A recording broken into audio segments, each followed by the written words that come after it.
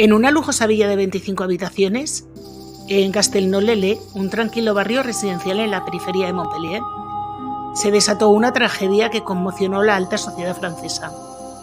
Bernadette Bisonnet, una antigua farmacéutica de 61 años, fue encontrada sin vida en el vestíbulo de su casa el 11 de marzo de 2008. Quien la encontró fue su esposo, Jean-Michel Bisonnet, un rico jubilado que fue también quien alertó a la gendarmería con una llamada que sonaba bastante desesperada.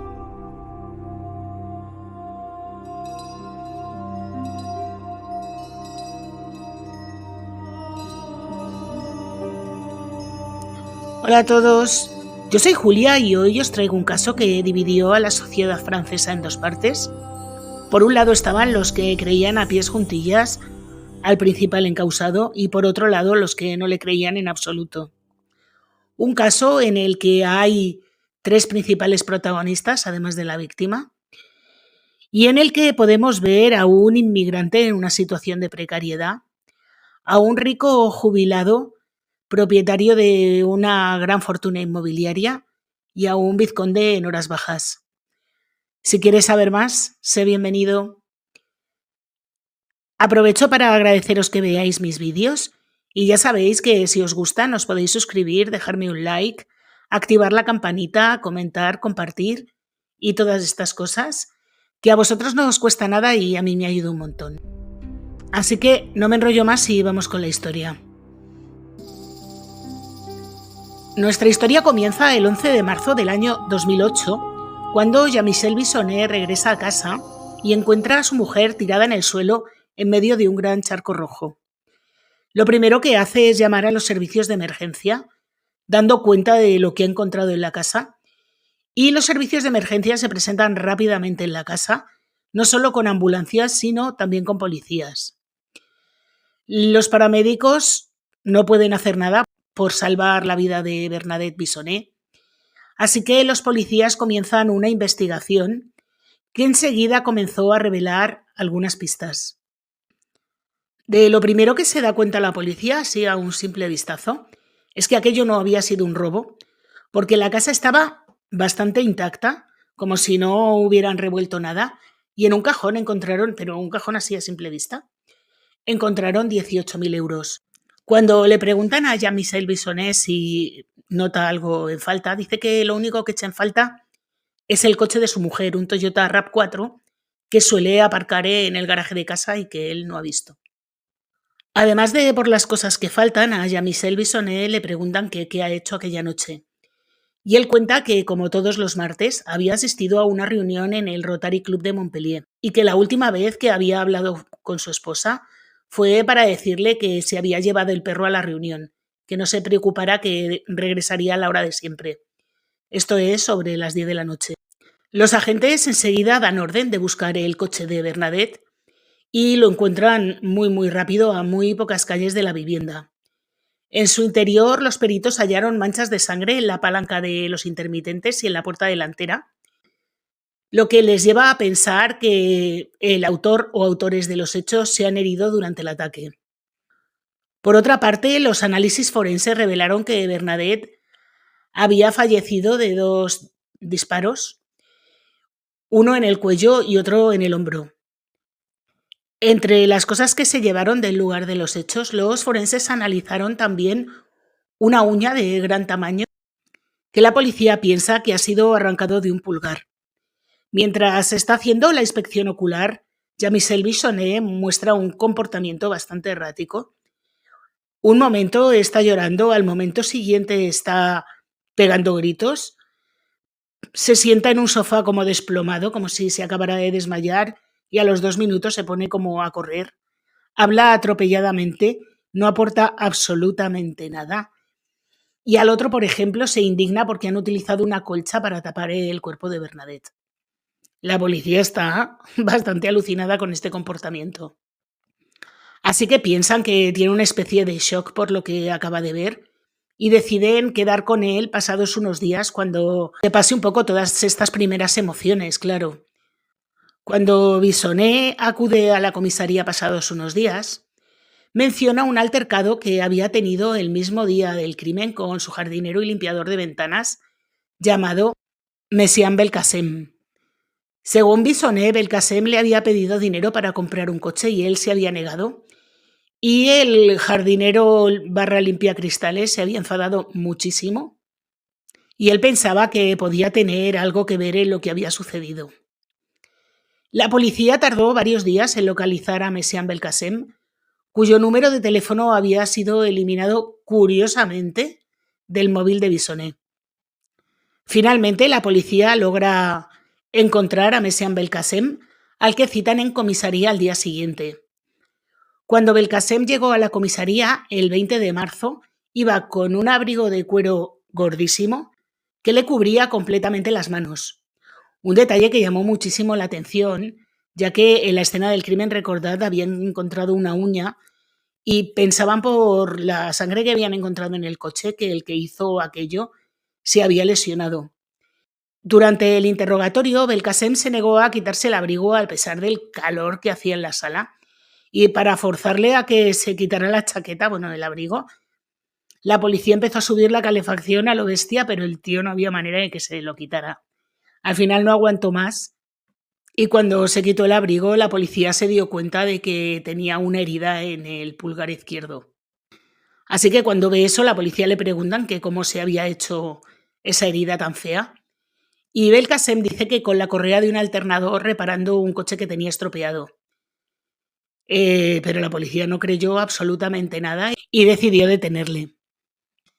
Belkacem, que había estado bastante nervioso durante todo el interrogatorio, se notaba que tenía muchísimo miedo. Fue tranquilizado de tal manera por la policía que pasadas unas horas dio un giro inesperado a todas las declaraciones que había hecho hasta ese momento y confesó que había acabado con la vida de Bernadette Bissonet. En un primer momento les dijo que un mes antes de que ocurrieran los hechos, mientras salía de trabajar de casa de los Bissonet, fue abordado por dos hombres vestidos de negro y con gafas oscuras que le mandaron acabar con la vida de Bernadette. Sin embargo, los investigadores descartan esa versión porque la consideran cuanto menos absurda. Así que nada, a los 20 minutos admitió la verdad, que había acabado con la mujer por orden de su esposo, que le había ofrecido 30.000 euros a cambio. Belkacem contó que Jean-Michel Bissonet le dio un mando a distancia para entrar en la casa sin levantar sospechas. Dice que una vez que entró por el garaje, encontró el arma envuelta en un trapo, la escondió bajo su chaqueta y se dirigió a la puerta principal. Pensaréis que cómo es posible que Bernadette no escuchara cómo entraron a través del garaje en la vivienda. Bueno, no sé si habéis visto las dimensiones de la propiedad, pero del garaje a la vivienda había bastante distancia y es muy posible no oír nada. Cuando llamó a la puerta, le dijo a Bernadette que había dejado el móvil en algún sitio de la casa mientras había estado trabajando y que iba a cogerlo. Subió a la parte de arriba, donde estaban la mayoría de las ventanas con cristales que él limpiaba, y al bajar por la escalera, sacó el arma y acabó con ella. Tras el primer impacto, Bernadette cayó al suelo, así que Belkacem se acercó a ella y disparó una segunda vez. Fue en ese momento cuando sintió un intenso dolor en el pulgar de la mano izquierda, porque se había herido con el cañón del arma. Antes de irse, intentó limpiar un poco todo el líquido rojo que había caído en el suelo. Y aunque Bissonet, por lo visto, le había pedido que simulara un robo, no se atrevió a hacerlo y se fue corriendo. Se llevó el coche de Bernadette a una calle bastante cercana y dejó el arma en el asiento del copiloto del Toyota RAV4, tal y como le había dicho Bissonet que hiciera. A pesar de que cuando la policía encontró el vehículo no había ni rastro del arma. A pesar de esta confesión, la policía no está muy convencida de que Jean-Michel Bissonet fuera realmente el autor intelectual. Sin embargo, un detalle inesperado cambia completamente el rumbo de la investigación. Y es que durante el interrogatorio, uno de los agentes le preguntó a Belkacem si no había tenido miedo del perro de la familia.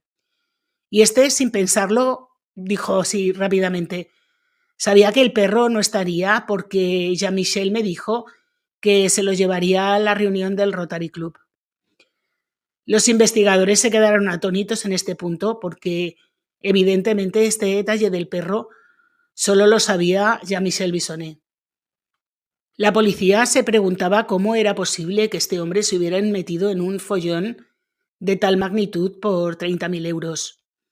Y ahí fue cuando descubren que Belkacem era un hombre de 49 años sin estudios y con gravísimas dificultades económicas.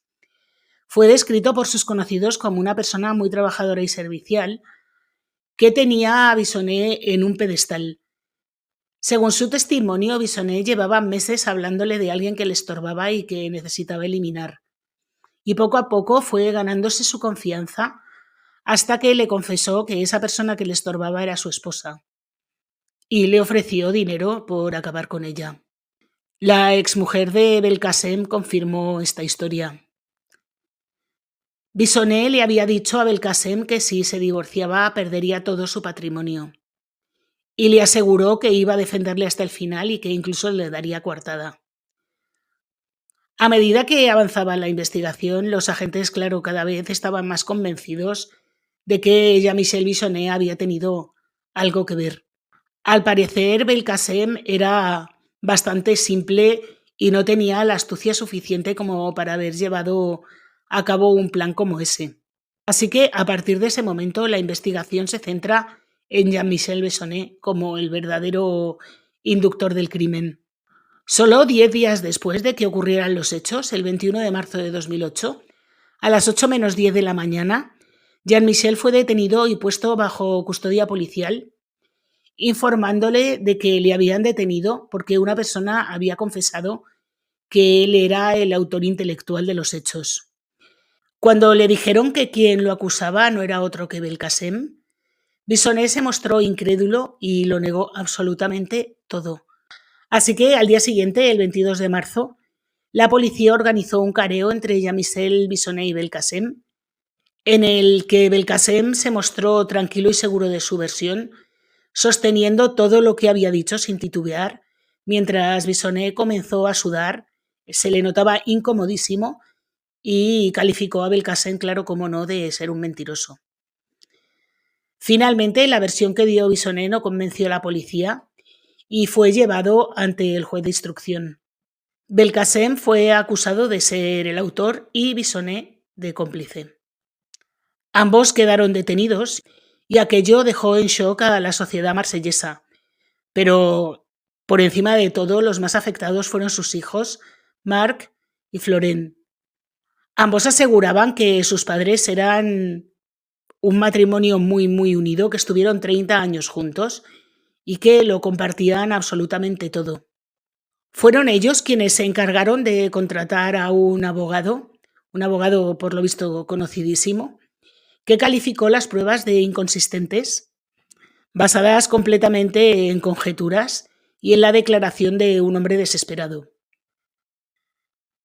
Bisonnet logró construir en torno a él una especie de comité de apoyo que estaba liderado por sus hijos y su abogado, que exigían la liberación inmediata de Jean-Michel, alegando que si estaba en prisión iba a parecer culpable a los ojos tanto de la opinión pública como de los jueces, pero les denegaron la solicitud.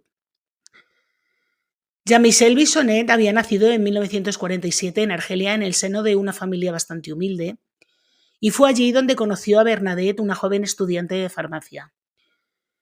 Juntos se establecieron en Francia y se casaron en el año 1978. Juntos también construyeron un próspero negocio inmobiliario que los convirtió en millonarios. Tras 20 años de éxito, Bisonnet vendió todo para disfrutar de la vida con su esposa. Por supuesto, los investigadores examinaron a fondo su relación, pero no encontraron indicios de infidelidades ni de ningún tipo de problema conyugal. Así que trataron de encontrar en el crimen un motivo financiero que pudiera justificar lo que había pasado. Bernadette tenía dinero por herencia familiar y por su propio trabajo. Sin embargo, Jean-Michel Bisonnet había amasado una fortuna gracias a sus habilidades empresariales. Sin embargo, estaban casados bajo el régimen de separación de bienes, por lo que no parecía haber un motivo económico evidente. Sin embargo, durante todas estas pesquisas emergió un punto clave en la investigación, y que no era otro que la casa. Para Jean-Michel su residencia era su gran tesoro, y si se divorciaba, podría perder la casa en la disputa legal, a pesar de que la policía no había encontrado indicios de un inminente divorcio. Realmente lo único consistente que tenía la policía contra Jean-Michel Bisonnet eran las declaraciones de Belkacem. No tenían siquiera el arma que habían buscado incansablemente y que Belkacem decía que había dejado en el coche pero que nunca encontraron. Así que decidieron reproducir exactamente los movimientos de Bisonnet el día de los hechos. Y fue allí cuando se dieron cuenta de que el 11 de marzo Bisonnet había recibido la visita de un viejo amigo, el vizconde Amaury d'Harcourt. D'Harcourt y Bisonnet eran amigos desde hacía 41 años y la relación que tenían era prácticamente de padre e hijo. El 11 de marzo el vizconde visitó Montpellier y salió con Bisonnet a comprar una chaqueta. Luego, mientras Bisonnet se dirigía al Rotary Club, d'Harcourt volvió a casa de los Bisonnet porque se había dejado allí la chaqueta. Según su propio testimonio, entre las 9 y las 9:15, llamó a la puerta de la casa en varias ocasiones, pero nadie respondió. El problema es que ese era el momento exacto en el que los forenses dataron los hechos. Amaury d'Harcourt era descendiente de una de las familias más antiguas de la nobleza francesa. Provenían de un antiguo jefe vikingo que conquistó Normandía en el siglo X. Se había criado en un ambiente aristocrático y era una especie de héroe que había participado en la resistencia, luchado en la Segunda Guerra Mundial, herido en combate y vivido multitud de aventuras en África y Argelia. Además, d'Harcourt había tenido una vida muy intensa, se había casado 3 veces, tuvo una hija y su gran pasión era la caza.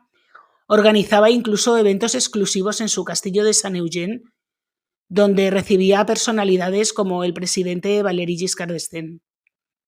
Cuando pusieron la lupa sobre lo que había hecho aquel 11 de marzo, se dieron cuenta de que había inconsistencias en sus horarios en el día de los hechos. Tardó 1 hora en hacer un trayecto que normalmente tomaría poco más de 20 minutos, y esto significaba que podía haber tenido tiempo suficiente para recoger el arma y hacerla desaparecer. Así que las sospechas de la policía aumentaron bastante. Desde el primer momento que se enteraron de que había estado con Bisonnet el día de los hechos, d'Harcourt tenía pinchado el teléfono y la policía notó que estaba cada vez más ansioso, con más problemas para dormir y bastante alterado. Así que finalmente el 5 de mayo, sin ninguna prueba realmente en su contra, le detuvieron, más que nada para ver si le ponían nervioso ya del todo y decidía confesar. Y aunque en un principio se resistió, poco a poco se fue ablandando y confesó que fue Bisonnet quien ordenó acabar con su esposa. Según d'Harcourt, Bisonnet llevaba tiempo manifestando su deseo de acabar con su mujer, según él porque nunca estaba satisfecha y porque la vida juntos se había vuelto insoportable. En un principio el vizconde pensó que aquello era una fantasmada de Bisonnet, pero el mismo día 11 de marzo le llamó y le pidió que se encargara de deshacerse del arma en un río cercano. d'Harcourt confesó que estaba escondida en una funda de una raqueta de tenis y dibujó un croquis del lugar donde la había arrojado. Cuando los buzos buscaron el sitio exacto, la encontraron. Así que evidentemente aquello implicaba al vizconde en los hechos y fue acusado de complicidad. A pesar de todo, le dejaron en libertad. Cuando empiezan a analizar el arma, se dan cuenta de que no se había percutido todas las balas, que aún quedaba un cartucho. Lo que no sabía la policía era a quién pertenecía, si era a Bisonnet o era a d'Harcourt. A ninguno de los dos, si nos fiamos de sus declaraciones. Así que la policía intenta rastrear el origen del arma, que desgraciadamente era una empresa española que ya había cerrado, y aunque tenía número de bastidor, había sido rayado y no podía identificarse. Lo interesante de todo esto es que sí encuentran restos de ADN. La policía piensa que el ADN que va a encontrar va a ser, además del autor de los hechos, de alguno de los propietarios, pero de ellos no encuentran nada. Solo encuentran de Belkacem. La jueza de instrucción del caso está convencida de que Darcourt no cuenta toda la verdad ni todo lo que sabe. Así que le hace una serie de interrogatorios bastante repetidos y Darcourt, que es una persona mayor, está psicológicamente agotada.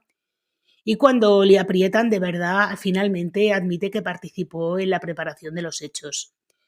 Dice que el martes 11 de marzo, entre las 4 y las 7, hubo un primer desplazamiento fuera de la propiedad de Bissonet para recoger una chaqueta. Y durante ese trayecto, Jean-Michel Bissonet le confió que había encontrado a la persona adecuada para llevar a cabo los hechos. Al regresar a casa, Bissonet le presenta a Belkacem y, aprovechando la ausencia de Bernadette, los tres hombres ensayan en el garaje de la casa cómo se van a producir los hechos. Durante aproximadamente 15 minutos, Jean-Michel Bissonet interpreta el papel de su esposa, mientras que Darcourt hace de instructor de tiro. Le explica a Belkacem todo lo que tiene que hacer, cómo actuar y en qué punto tiene que impactar. Darcourt no parece tener plena conciencia de la gravedad de sus actos, a pesar de que con el paso de los días empieza a preguntarse cómo pudo haber llegado hasta ahí y también por qué no había detenido este plan a tiempo. Evidentemente, la confesión de Darcourt echa una piedra más sobre la acusación de Bissonet, que ahora mismo tiene una defensa un poco complicada. La defensa de Bissonet, sin embargo, sostiene que hubo más de 2 impactos, basándose en que había demasiados residuos y demasiado peso de perdigones para que solo fueran 2 disparos. Creen que hubo un tercero. Su teoría es que cuando Bernadette abrió la puerta a Belkacem, no solo entró en la casa Belkacem, sino también Darcourt. Belkacem debía disparar, pero todo sale mal, se hiere en la mano y entonces es Darcourt quien lo hace. Luego se deshacen de las pruebas y huyen. Y el móvil, evidentemente, sería un móvil económico. La acusación considera esta teoría bastante disparatada porque el vizconde y Belkacem se conocieron esa misma tarde. Nunca habían tenido contacto, residían a 800 kilómetros de distancia y la policía no es capaz de rastrear ni llamadas telefónicas, ni correos, ni absolutamente nada, como para que hubieran conspirado juntos. Sin embargo, una cosa que es bastante mosqueante, digamos, es que Belkacem en un principio ocultó la presencia del vizconde la noche de los hechos. Cuando le preguntaron acerca de ello, dijo que es que Jean-Michel Bissonet le había dicho que Darcourt era una especie de espía que trabajaba para los servicios secretos, que era un experto en este tipo de operaciones, que tenía contactos y que era muy peligroso delatarle. A medida que avanzaba la investigación, la policía se convenció de que era Bissonet quien movía los hilos, que fue Darcourt quien proporcionó el arma, pero que no actuó por dinero, sino por lealtad y afecto. Con 82 años y pocos amigos vivos, su relación con Bissonet era similar a la de un padre con un hijo. Y la teoría de la policía es que le ayudó por motivos emocionales y no por un móvil financiero. Belkacem también sostuvo que no actuó solo por dinero. De haber sido así, podía haberse llevado un montón de cosas de la casa, pero no se llevó nada. Y según la investigación, Bissonet lo que hizo fue explotar la vulnerabilidad de Belkacem, a quien había utilizado gracias a ese perfil sumiso y su facilidad para ser manipulado. A pesar de todas las acusaciones, Bissonet sigue contando con el apoyo de sus hijos y de su suegro, que es un hombre de 90 años, pero que aún estaba bastante lúcido. Sin embargo, no cuenta con el apoyo del hermano de Bernadette, quien le considera absolutamente culpable. Todo su círculo cercano intentó conseguir nuevamente la libertad provisional, pero todas las peticiones fueron rechazadas.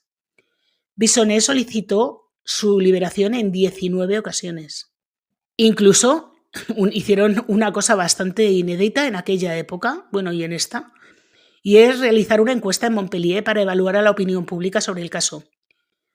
Los resultados mostraron que la mayoría de los ciudadanos no se opondría a la liberación de Bissonet, pero esta estrategia, lejos de funcionar, enfadó bastante a magistrados y fiscales que consideraron el sondeo como un intento de influir en la justicia con recursos financieros y generó bastante polémica. Así que Bissonet permaneció en la cárcel hasta el 27 de septiembre de 2010, cuando comenzó el juicio contra él. Se calculaba que el juicio iba a durar entre 4 y 5 semanas y ya había sido considerado como el juicio del siglo en la ciudad. Por un lado, en el banquillo de los acusados estaban Jean-Michel Bissonet y su antiguo limpiador de cristales, y por otro lado, el vizconde Amaury d'Harcourt, que permaneció en libertad todo este tiempo, estaba sentado en una silla súper elegante. Os dejo aquí imágenes. Y esta diferencia de estatus generó bastante indignación, especialmente en la defensa de Bissonet. Nada más empezar el juicio, comenzaron a desfilar testigos que hablaban del intenso amor que existía entre Bernadette y Jean-Michel, que decían que el matrimonio tenía una relación magnífica, que Jean-Michel era un esposo ejemplar, y vais a alucinar con esto, un gran cazador y un excelente golfista, lo que a su juicio hacía inconcebible que pudiera acabar con su mujer. Los buenos golfistas nunca matan a nadie, que lo sepáis. En fin. El viernes 1 de octubre, el cuarto día del juicio, la fiscalía interrumpió las vistas porque habían encontrado una prueba que consideraban de suma importancia y que ellos pensaban que no se podía continuar el juicio sin revisarla. Así que se suspendieron las vistas, las partes examinaron los documentos, que consistían en una serie de cartas y planes elaborados por Jean-Michel Bissonet desde su celda, en los que se evidenciaba un intento de fabricar un testigo falso que declarara que el vizconde d'Harcourt era el autor intelectual de la muerte de Bernadette. El presidente del tribunal se dirigió a Bissonet con una acusación bastante fuerte y le dijo que sospechaban de él por manipulación de testigos. El impacto fue tan grande que los abogados de Bissonet, profundamente decepcionados, anunciaron su renuncia a seguir defendiéndole. Uno de ellos declaró que tenían un problema de conciencia y pensaban que el señor Bissonet tenía que encontrar una nueva defensa. Tras este giro de los acontecimientos, el juicio fue aplazado y se retomó 3 meses después, con una nueva estrategia que, sin embargo, no le fue nada favorable a Bissonet. La primera ronda de testimonios corrió a cargo de la policía encargada de la investigación y ellos mismos fueron capaces de refutar todos los intentos de los abogados y de sus peritos para desacreditarles. Los abogados habían sido un poco confiados, pensaban que eran policías provincianos que estaban como muy emocionados de haber atrapado a un vizconde y a un millonario, pero nada más lejos de la realidad. Los investigadores se mostraron firmes y precisos y convencieron al tribunal. Y por si esto fuera poco, la policía encontró un nuevo indicio de lo que podía haber sido el móvil del crimen. Y es que las búsquedas de Bissonet en Internet revelaron visitas a sitios gays donde Bissonet buscaba relaciones con chicos jóvenes. Este hallazgo lo que hacía era cuestionar la relación idílica que los testigos habían descrito entre Jean-Michel y Bissonet y pensaban que su matrimonio era solamente una fachada. La hipótesis cobró fuerza dentro de los miembros del tribunal cuando la policía declaró que Bissonet parecía estar controlado por su esposa y que anhelaba una vida un poco más lujosa y libertina, pero que su mujer estaba como muy apegada a las normas sociales y no le dejaba desmandarse ni un milímetro. Cada nuevo testimonio que aparecía complicaba la situación de Bissonet. Desde el comienzo del juicio, Bissonet había estado bajo tranquilizantes y recibiendo tratamiento para la depresión. La mañana del día 3 de febrero, desde el banquillo, sus nervios ceden y se encuentra en tal estado de estrés que tiene que abandonar la sala. El contraste con los otros 2 acusados es enorme. Mientras Bissonet muestra histeria y agresividad, los demás se mantienen en calma. El jardinero no intenta minimizar su culpabilidad, admite que es culpable y dice las cosas sin exagerar. Mientras el vizconde parece que está haciendo un viaje astral. Él se muestra distante y no parece que esto vaya con él, pero bueno. Sin embargo, eso no le va a eximir de culpa. Y la última teoría de Bissonet, que era un complot contra él, urdido por Belkacem y Darcourt, no tiene ningún sentido, porque si Belkacem hubiera decidido acabar con Bernadette, no necesitaba Darcourt para hacerlo, y si Darcourt hubiera decidido acabar con Bernadette para quedarse con la fortuna de los Bissonet, tampoco necesitaba Belkacem. El único vínculo entre estos dos hombres era Bissonet. Fue él quien llamó a cada uno de ellos y los citó para el día que ocurrieron los hechos. Finalmente, Bissonet fue condenado a 30 años de prisión, Belkacem a 20 y Darcourt a 8. Al escuchar la sentencia, Bissonet se desmaya y pierde el conocimiento. Mientras le llevan a la parte trasera del tribunal, se oyen los gritos de desesperación. 9 meses después, el lunes 7 de noviembre de 2011, Jean-Michel Bissonet apela la sentencia. Nuevo juicio, nuevo escenario, pero la misma estrategia de defensa. Soy inocente y lo soy desde hace 44 meses. Lo único que cambia es su equipo de abogados. Pero después de 10 días de juicio, el abogado comprende que si siguen defendiendo únicamente su inocencia, la sentencia de 30 años será exactamente la misma que le había impuesto el anterior tribunal. Así que el abogado presenta a Bissonet como el instigador de un plan que lo superó, haciéndolo así más humano a los ojos de los jurados.